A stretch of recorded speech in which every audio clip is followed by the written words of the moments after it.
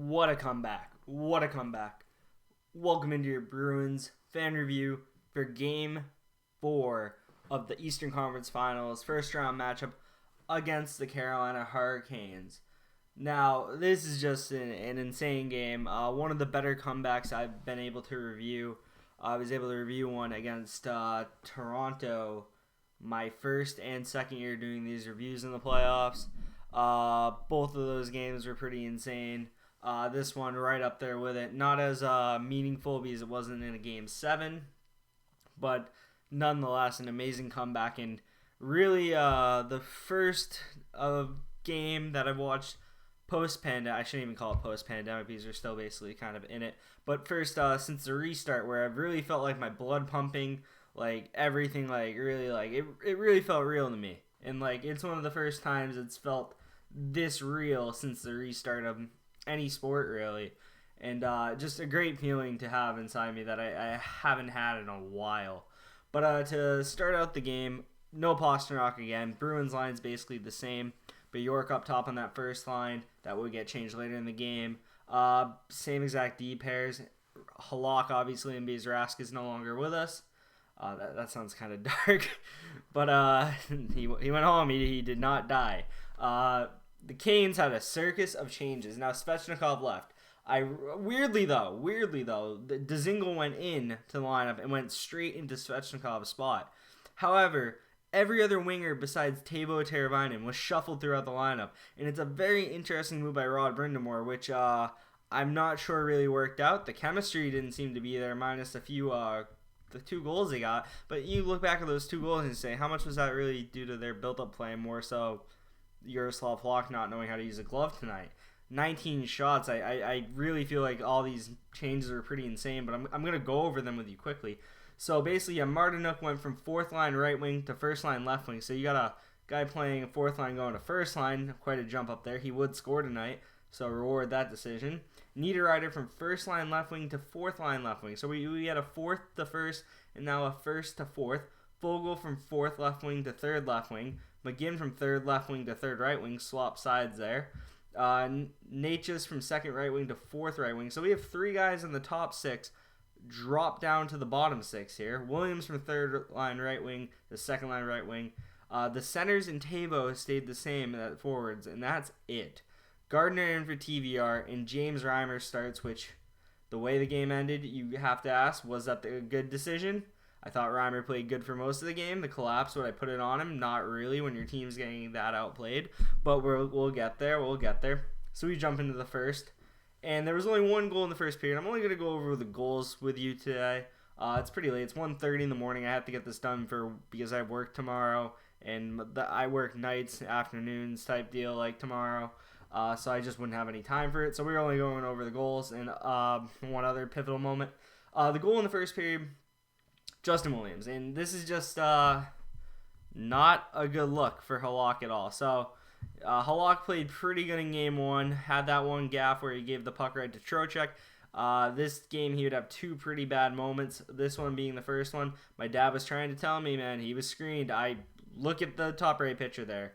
Maybe like a little bit, but I feel like he should be able to locate the puck here. Trocheck won a board battle against Coyle and Carlo down low. Williams got the puck, goes to the point, pass to Gardner. Gardner right back to him. Williams comes off the half wall and just takes a shot, and it's not even that great of a shot. Goes right under Halak's glove, and kind of a gift. The Bruins, I thought, were playing better at this point in the game. We go into the first intermission, and the shots are 7-6. Bruins would be leading that total by more if they could hit the net, but they missed the net a lot. Even period though overall though. I'm not gonna say we were dominating the Canes by any mean. It really wasn't that. It was just a very even period where the Canes got a lucky goal in my opinion. Coyle moved from 1st line. Coyle moved from 3rd line to 1st line right wing, but York to 3rd line because he couldn't really get anything going. Marchand or Bergeron, that just doesn't really work. He works better on the left wing as well, so I think he should slot into 3rd line left wing next game as well. Corrali moving from 3rd line left wing to 3rd line center, which Corrali can definitely play that role. I thought he played it pretty well tonight. And so the first line from this end of the first, it started in the first period, was Marchand, Bergeron, and Coyle, which worked out pretty well. In the second period, another goal would be had by the Carolina Hurricanes. This time, Jordan Martinook. That's the wrong one. My bad. Jordan Martinook. So basically, Bruins have the puck in the Kane zone. DeBrusk tries to put the puck on the net, but misses it. Wraps around the boards and goes up to a Canes player to start a breakout. Aho takes it to mid-ice. Through pass to Martinook. Grzelcyk out of position here. Bad by Grzelcyk here. Taken in, and another shot that beats Halak glove side. Another one that you want to have saved. Not a high-quality chance here. A little less egregious than the last one, in my opinion, from where it comes from. But there's no traffic, so it's more egregious in that way. And this one should also be saved. But nonetheless, the Canes take a 2-0 lead about a little over halfway through the game. And from this point on, the Bruins play went a little bit downhill. We then go to the third period, and the Bruins just turn it on this period. Would start with a Jake DeBrusk goal. And so basically 7:26 into the third period. Turnover first in our own zone.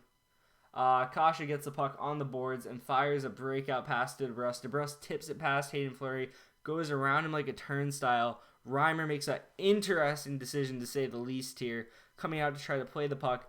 Is not there in time because of DeBrusk's speed. DeBrusk gets there. Reimer mistimes it.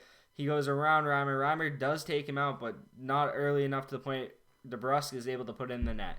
And you got to really fault two players here. One, Hayden Fleury getting absolutely turned on. Like, what? Like, he turns, and he's already in the dust. Like, DeBrusk clearly outskates him here. Moved like a freaking boulder. And then you got Reimer. What is Reimer doing here? He literally gave us a lifeline here. And it really did flip momentum. But then another moment happened right after this. McAvoy laid an amazing reverse hit on Jordan Staal. Staal would not return to the game. You hate to see that. But you look back on it, and I have the picture in the first slide. I will go back to that now. You can see that's where he makes contact there. There's a foot on the ice. It's straight to the chest. The follow through, the elbow goes up, but it does not make any contact with Staal. I don't even think it grazes him. It's just a really good, clean hockey hit. And if you don't think that's a clean hit, you probably shouldn't be watching this sport. Hate to say that because I hate making statements like that, but that's just a good hockey hit at the end of the day. But that really swung momentum, and you felt a little more speed come into the Bruins, a little more pace, a little more urgency, a little more energy, and they would score again not far after. 3 minutes later, less than 3 minutes later, Connor Clifton, Bruins dump and chase. Gardner gets to the puck first on the boards. Wagner would pin him to the boards. Nordstrom gets it from the tie-up on the boards. And this is something that goes under the radar here. The shoulder fake by Joakim Nordstrom. He goes one way, shoulder fakes to the other way. That little go up the boards and then fake it the other way took Hayden Fleury out from behind the net, and he went back to the front of the net. He lost the defender who was on him. I believe it was a forward, actually. So it opens the whole lane behind the net. And then when he goes around the net, he notices that there's a blown coverage here. I believe Natchez is the one who blows coverage. He basically tees up Clifton for a one-timer. And Clifton just absolutely rockets it into the top corner. And for once tonight, on one of those shots, we did not go over the net and hit the glass behind it. We hit top netting. And you can see from the bottom left picture there, man, like that's top corner right there. I had to take a picture right after it hit the bar because it hit the post in. And just an absolute rocket from Connor Clifton there. And the Bruins, just like that in the span of less than 3 minutes, tie the game up 2-2. But it wouldn't be over there. So basically, a minute and what is the time difference here? A minute and 30 seconds later, the Bruins would take the lead. Kane's zone entry, sloppy turnover by Justin Williams. Krug gets the puck and sinks back into his own zone. If you look at that top right picture, you can see Krug is looking up the ice. You can see on the bottom right of the picture, I wish you guys could see my mouse, but you can't. Around the blue line, you see Brad Marchand. Brad Marchand is running a deep route a la Randy Moss and Tom Brady back in the day. The only difference is Krug isn't going over the top here. He's playing off the boards here. And Brad Marchand beats the Canes defenders who were going up the ice before the Williams turnover. They now have to turn around. Marchand beats them, so they're not even over the halfway line yet. And Marchand's behind them. Krug with a perfectly timed pass, perfectly angled pass to Marchand to put him in one-on-none with Reimer. And wow, what a move to open up the 5-hole. You can see in the bottom left, he's sliding it right through the 5-hole. I believe I got the puck. Yeah, the puck's right in James Reimer's 5-hole. And wow, what a pass. What a move, what a finish, and what a comeback. I mean, to go up 3-2, 3 goals in the span of 4 minutes and 14 seconds, like, wow. I couldn't believe it. Me, my dad, and my uncle were watching it, and we were going insane because we just couldn't believe that, like, the Bruins looked like they were dead. They looked like they were dead. DeBrusk with a moment of brilliance. McAvoy's hit, just an energy sparked, and then in the span of probably 4-14 game minutes, less than 10 minutes in real life, we went from being down 2-0, looking like we were going to be 2-2 tied in the series, to now we are up 3-2 in the game and looking like we were going to go up 3-1 in the series. But there was another goal still at this point. So we have another goal. DeBrusk again. Natchez with a bad turnover. He rims around the boards to no one, kind of like what Tuukka Rask did in Game 1, I believe, or Game 2. I can't remember. I believe it was Game 1. But rims the puck around the boards to no one. David Krejci's there, though. No one on his team, I mean. Krejci gets it. And then I did a 3-pitcher one here just to admire the tic-tac-toe goal. So you see on the top left, Krejci with the puck on the board, slides it to Kasha. Look at the bottom left. Kasha gets the puck in that pitcher. DeBrusk in a great position because there's just the Canes just aren't in the right position because of the turnover by Natchez. Tap pass down to DeBrusk. DeBrusk takes it net front and beats Reimer left blocker's side to go up 4-2. Stick a fork in her. It's done. Or so you would think. The Canes, however, though, they're really an annoying team. They will not go away. They will not go away at all. Even if everything's going against them, this team still finds a way to make these 1-goal games. Canes pull the goalie, get an offensive zone faceoff. They win the faceoff. The Canes had an advantage in the faceoff zone. I believe, let me go back to the first slide again. What is it there? 53. Okay, never mind. I believe they were winning more faceoffs early in the night. I guess I was wrong at the end there, but I'm wrong every now and then. They win the faceoff, set up like a power play because it's 6-on-5. Shea passes from the point down to Teravainen at the circle. You can see in the top right picture, he's on the dot right around there. And Tavo just throws a weird backhander towards the net, hits off McAvoy's skate, and goes 5-hole on Halak. Unfortunate for the Bruins, but pucks to the net for the Canes, something they didn't do all period. They literally had 2 shots on goal in the third period. The Bruins had 16. They got outshot 16-2. At one point, it was 15-0. And, man, I think a big turning point in this game, it has to be acknowledged, is when Jordan Staal left the game. Jordan Staal was having a very good game defensively and just really shutting down a lot of the stuff that the Bruins wanted to do. He goes out of the game, and the Bruins are seeing a little more open ice, and I think those two things are correlated. And McAvoy took him out of the game, which ended up being a good thing for the Bruins. I still don't think it's a dirty play. I don't like to see players get injured or hurt or anything like that. Stahl's probably concussed. You see the way his head goes back, the whiplash, Hopefully he didn't hit it off the ice or anything. I don't think he did, though. It could just be winded, and it could be something in the ribs, too. Because you really don't know. I hope he's okay, though, and I hope he can return to the series. Because there's been a few blows to Carolina now. You have that really hurt them in this game. You have Svechnikov, a top 6 winger. And you feel for the Canes fans a little bit because, they had a decent chance to compete with the Bruins, and then they lose a key player like Svechnikov and a key player like Stahl. And you don't lose those 2 players, you could be tied 2-2 in the series right now. But you're not, and you're down 3-1. But that was a real big moment in the game. And even if, though, the Bruins were starting to roll before the hit with the DeBrusk goal, and you felt a little energy, it just felt like the McAvoy hit put that in fast forward. And, man, you got to really get on the Canes for collapsing here. That's kind of unacceptable to let up 4 goals. 4 goals, what was it, the span of 6 minutes? That's pretty unacceptable. You got to put a little on Reimer for not making any saves there.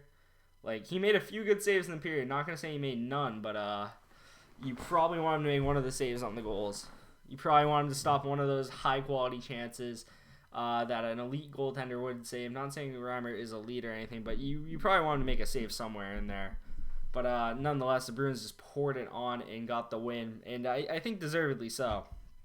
It might sound weird being down 2-0 for a lot of the game, but it never really felt like Carolina was dominating the play. It just felt like Carolina's few weird shots here and there went in, and the Bruins slightly outplayed them for most of this game, maybe majority of the game, despite being down. But it was a fantastic game to watch from a Bruins fan perspective. I'm sure for Carolina fans, and it feels like it's everyone's side team. So, it's probably only really good for me and the Bruins fans. But it was a great game to watch, and definitely one I will not forget anytime soon. That's all I have for you today. Thank you for watching my video. If you like my Bruins coverage, subscribe. I do cover other things in the AHL. It's just during the playoffs I do Bruins game reviews, and that's what you're seeing lately. Hit the like button if you like the video, and thanks as always, and I'll see you in the next video, which is a Game 4 review, or Game 5 review, which Game 5 is Wednesday at 4, so expect the review either late Wednesday night or sometime on Thursday, and I'll see you in the next one. Peace.